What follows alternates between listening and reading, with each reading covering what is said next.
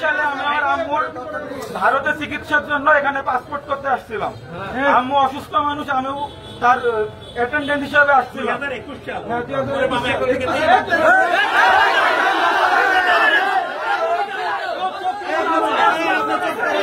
3 বছর কি সময় হয় না নাকি? এই লোক বলছিল আমার আম্মুর বিয়ের কাবিন দেখতে। আমার বয়স 21 বছর, তার আম্মুর বিয়ের কাবিন দেখতে চাই।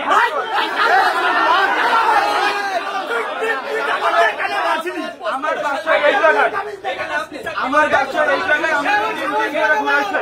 তারপরে বলে 60 দিন পরে ফিঙ্গার দিতে, যেখানে ফিঙ্গার দিয়ে সাথে সাথে এই ঘুষকে নিয়ে আসে আরেকটা দাঁড়িয়ে হলো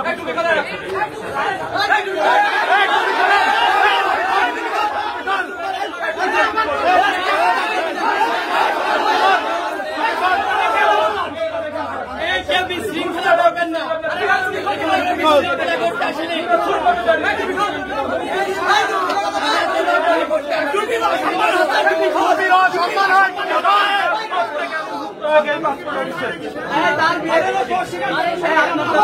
এই 5 তারিখের আগ পর্যন্ত এই লেফটেন্যান্টরা, এই দালালরা, এই চাটুকাররা তাদের কর্মকাণ্ড চালিয়ে গেছে।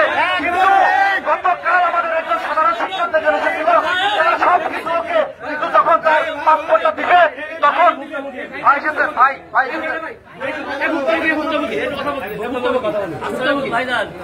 আমি আজ 2 মাস প্রায় পাসপোর্ট করতে দিয়েছি ভাই, আজ রিসিভ নিয়েছি, আজকে বছর পাসপোর্ট হবে না।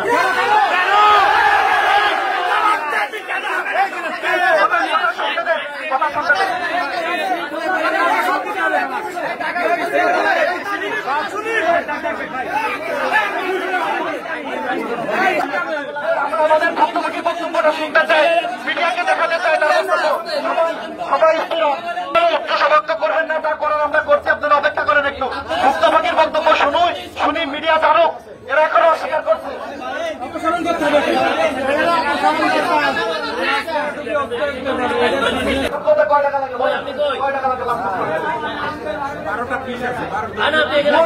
মোট কত লাগে? 5,750 টাকা আছে, 6,320 টাকা আছে, 8,050 টাকা আছে। আপনি কি পাসপোর্ট করেছেন? এটা কি পাসপোর্ট দেখেন? এটা কি পাসপোর্ট? চলে আসে বলেন, আপনি বলেন। বহুত বুঝাইছেন, বহুত বুঝাইছেন।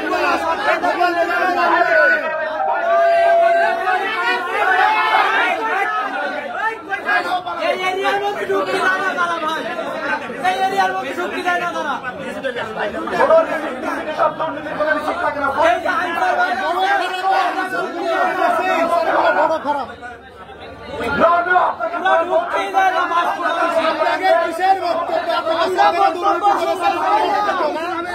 আনসারগুলো আরো বেশি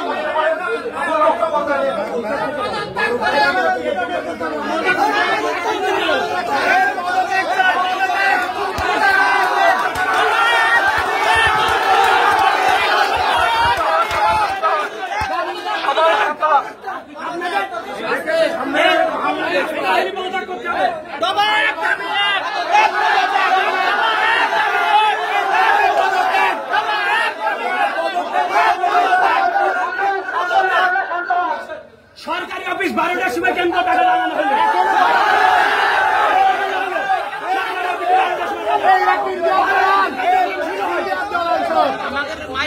সরকারি অফিসে 12টার সময়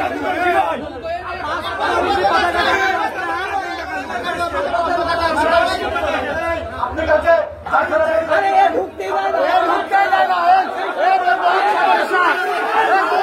সমস্যা।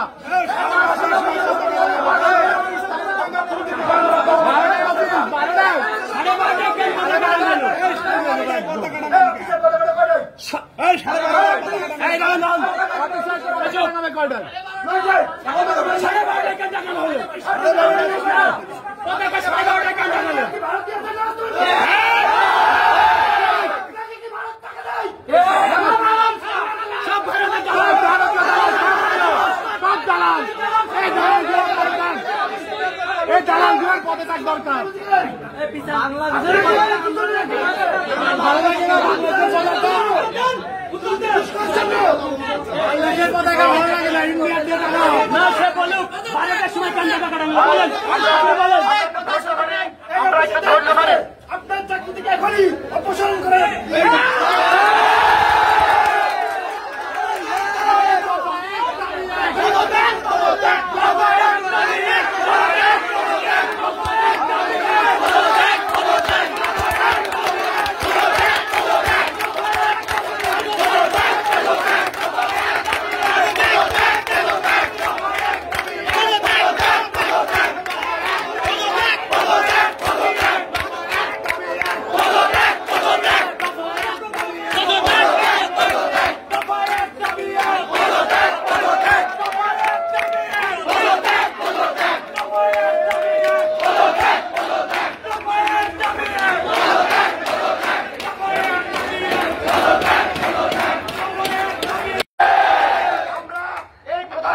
বিদায় করতে চাই।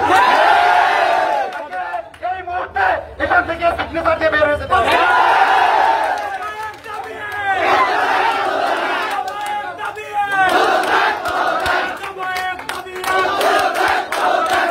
খুব দ্রুত সময়ের মধ্যে এখান থেকে অবসরের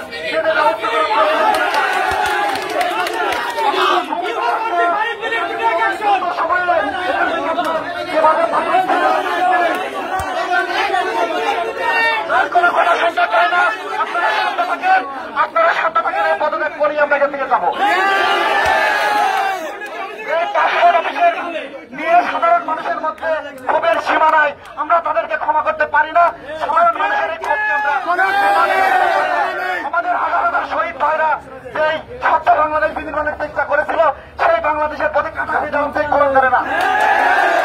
অতএব আমি এই মুহূর্তে বলতেছি যে এখনই আপনারা 10 মিনিট সময় দিচ্ছি, 10 মিনিটের মধ্যে আপনার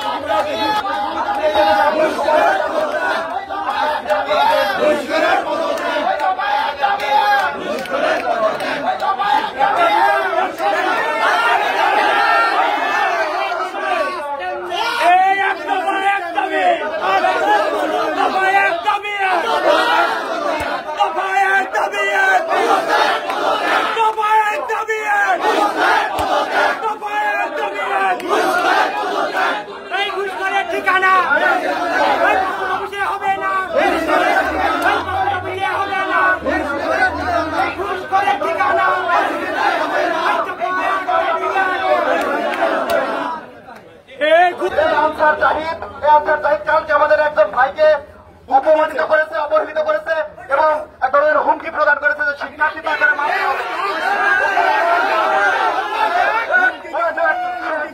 অল্প বেতনের চাকরি করে, হয়তো তার পরিবার সন্তান তার উপর নির্ভরশীল, তাই আমরা তার পদত্যাগ করাচ্ছি না, কিন্তু তাকে ক্ষমা চাইতে হবে।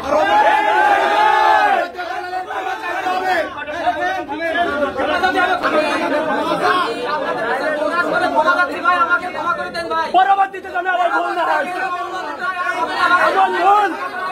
এমন ভুল পরবর্তীতে যেন আর না হয়।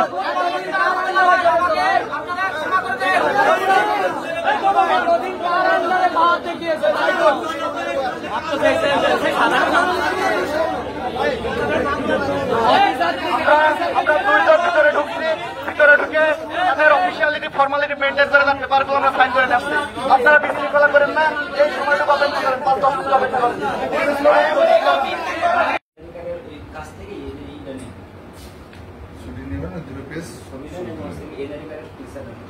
পরিকল্পনা ছিল না, কিন্তু এই 5 তারিখের পরেও তারা দুর্নীতি অপকর্ম অন্যায় করেও এখন অস্বীকার করছে এবং চোরা গলায় আমাদের উপর কথা বলার চেষ্টা করেছে। তাই সাধারণ শিক্ষার্থীরা দাবি তুলেছে যে এরকম স্বৈরাচারের দোষরদের এই ধরনের পদে থাকার কোন নৈতিক অধিকার থাকে না। এবং আমি জনগণকে আহ্বান করতে চাই যে শুধু সরকারি অফিস কর্মকর্তাদের নয়, আপনাদের নিজেদেরকেও সচেতন হতে হবে। আপনারা কোনো দালাল ধরবেন না, কোনো পাইরেসি করার চেষ্টা করবেন না, নিজেরা সৎ হন, দেশের মানুষকে সচেতন করুন এবং একটি সুন্দর বাংলাদেশ, স্বচ্ছ জবাবদিহিতামূলক বাংলাদেশ প্রতিষ্ঠায় কাজ করুন। এখন আমাদের কর্মসূচি অন্যতম বাংলাদেশের অন্যতম আরেকটি দুর্নীতির আখড়া, দালালের আখড়া, বিআরটি অফিস। ধন্যবাদ।